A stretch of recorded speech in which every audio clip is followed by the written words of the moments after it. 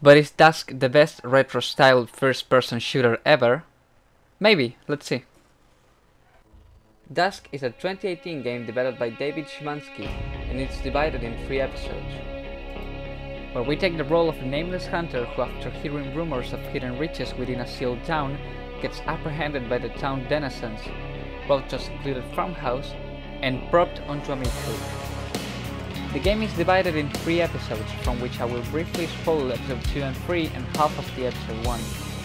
The first episode, The Foothills, starts right away after being captured, and we will travel across rural environments. The first level starts looking like a horror movie. Without music, only ambient sounds and enemies coming from the shadows screaming things like "Kill him, non-believer." And my favorite, "Heretic." Then we will find the gun. After finding another one, we can use both at the same time, although by pressing the number 2, we have the option of only using one of the pistols. But why would anyone prefer that? The gun and the shotgun are the only weapons that we can use both at the same time, but the game has more weapons such as a grenade launcher, an assault rifle, and even a magic sword. On certain spots of every level we will find a weird symbol on the floor. Upon picking it up, we will enter a state of frenzy, and that's when a lot of enemies will spawn up, and we will be able to deploy our ammunition arsenal by shooting at high speed. We also may encounter ammunition bonus, life, bottles and crosses. Ammunition and life are self-explanatory, but crosses and bottles are different.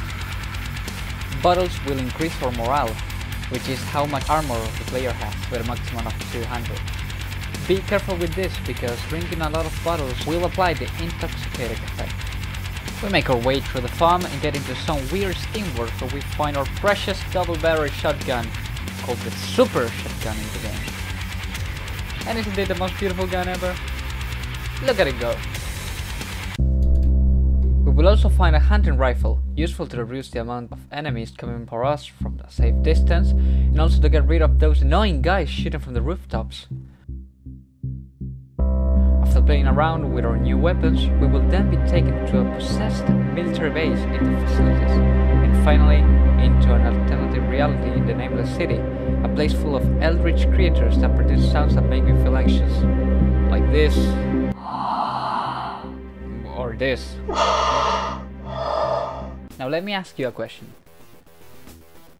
Have you ever, while playing Doom, wrong stick to the wall pressing the action button just to see if a secret door would open? Dusk has a lot of those moments. Most of the times I will find myself walking in a straight line hitting the wall to see if it will break, or shooting grenades and explosives to crack at walls. Almost every single time we will find a small amount of life and ammo, but sometimes we will come to secret rooms that will let us get guns sooner, or full of Easter eggs.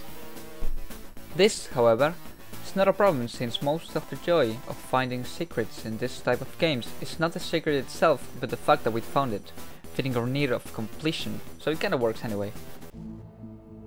Soundtrack is pretty good too, with ambient noise and ominous music on the quietest and scarier parts, that then go in full heavy metal style when it's time to rip and tear. Seriously, go buy the soundtrack or listen to it on Spotify, it's really good. In higher difficulties, a great use of the environment as well as for jump and shooting skills will be essential in order to last more than a few seconds. For example, while playing the highest difficulty, at full health, every single hit will kill us. This of course means we will have on each level the untouchable achievement at the end.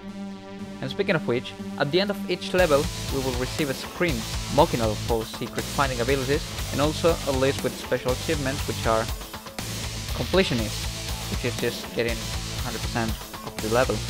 Low Tech, which requires to win only using a melee weapon. Pacifist, which is also self-explanatory. And Untouchable, which is don't get hit. It will also show the time it took the developers to finish such level, making you want to finish the level in a similar or better time. So you pick up your stuff, you run through the level as clean and fast as you can, and